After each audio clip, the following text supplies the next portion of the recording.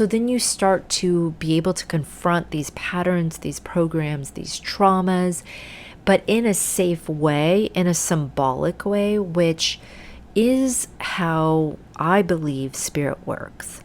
So many times when you're on a healing journey or you're in this doing this deliverance work, when you're really truly serious about facing your shadow self, then symbols work. This is why music is so powerful, because you can be singing a song and that song is a symbol for something.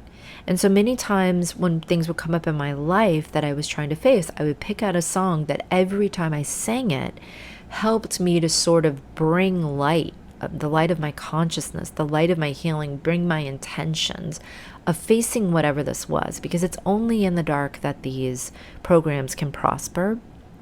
And so your music practice, your singing practice can become a great place for things to rise to the surface and for you to look at, sincerely look at, and say, oh, that's not really me. Where did that come from? And, we can get it. That's a whole topic of a different show of like, really, what do you do from there? But the idea is that now you're communicating with your soul. Okay, your soul is able to bring things up for you to heal. Your soul is able to help you do this walk to get back in alignment, to face the things that are blocking you from your soul.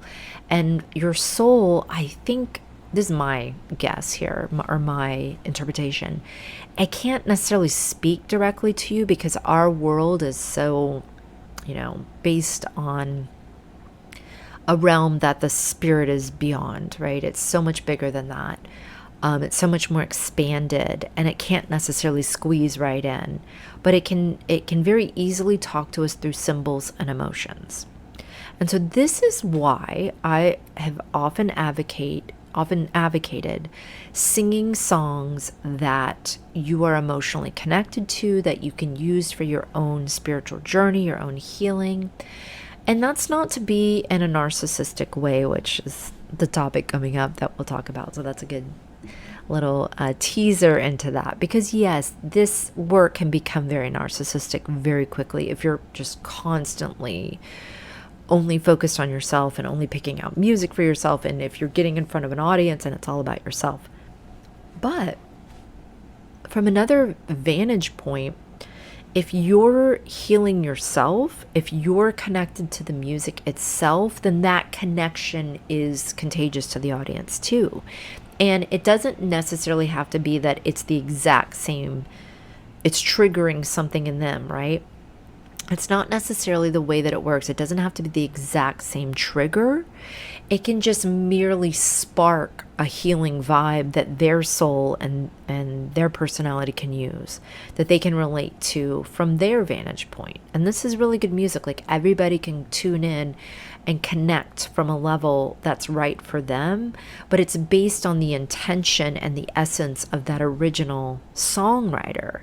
And so if the intention right from the start was to use this song to heal this, or to use this song to face this pattern. I remember one time I was really dealing with a paranoid, suspicious mind. So I learned Elvis's Suspicious Mind song, because it's so easy as we go about our day-to-day lives to not put these things front and center the way that they need to be able to clear and heal them.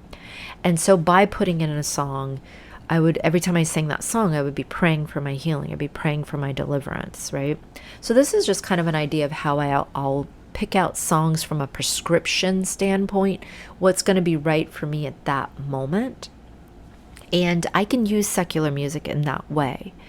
Now, I do love singing actual worship music, but that's a topic of another show too, because there's a lot of secularization in the Christian music world itself.